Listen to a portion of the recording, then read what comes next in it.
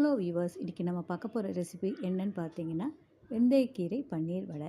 இதுக்கு தேவையான பொருட்கள் என்னென்னு பார்க்கலாம். கோதுமை ரவை அரை கப்பு, பொட்டுக்கடலை அரை கப்பு, உருளைக்கிழங்கு 2, துருவிய பன்னீர் அரை கப்பு, துருவிய கோஸ் 1/4 கப்பு, வெந்தயக்கீரை 1/4 கப்பு, வெங்காயம் பொடியாக நறுக்குனது 1/4 கப்பு, வெங்காயத்தாள் 1/4 கப்பு, உப்பு, எண்ணெய் தேவையான அளவு. இதற்கு தேவையான மசாலா அரைக்கிறதுக்கு இஞ்சி ஒரு சிறிய துண்டு, பூண்டு 3 பல், பச்சை மிளகாய் ஒரு 4, வெங்காயம் நறுக்குனது ஒரு 1/4 கப்பு.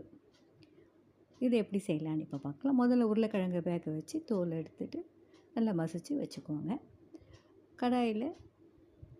வெறும் கடாயிலேயே ரவையும் பொட்டுக்கடலையும் போட்டு லேசாக நல்லா வறுத்து மிக்சியில் நைஸாக பொடி பண்ணி வச்சுக்கோங்க. ஒரு கடாயில் ஒரு ஸ்பூன் எண்ணெயை விட்டு ஒரு 1/4 கப்பு நறுக்கின வெங்காயம், இஞ்சி, பச்சை மிளகாய், பூண்டு எல்லாத்தையும் சேர்த்து நல்லா வதக்கி மிக்சியில் நிறைய தண்ணி விடாமல் கெட்டியாக விழுதாக அரைச்சி வச்சுக்கோங்க.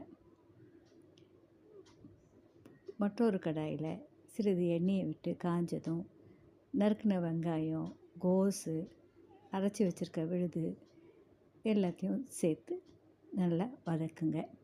கொஞ்சம் நல்லா ஓரளவு வதங்கினதும் வெந்தயக்கீரையும் போட்டு ஒரு நிமிஷம் வதக்கி அதை இறக்கி வச்சுடுங்க. அதுலேயே மசிச்சு வச்சுருக்கிற உருளைக்கிழங்கு, பன்னீர் துருவல்,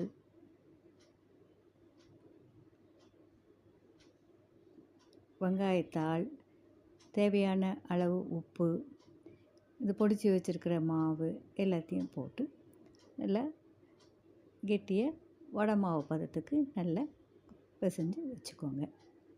ஒரு கடாயில் எண்ணெய் விட்டு இது மாவுலேருந்து சிறு சிறு உருண்டை எடுத்து வடை போல் தட்டி போட்டு பொன்னிறமாக பொரித்து எடுங்க.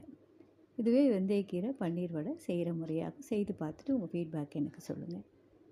மீண்டும் ஒரு நல்ல ரெசிபியில் சந்திக்கலாம். தேங்க்யூ.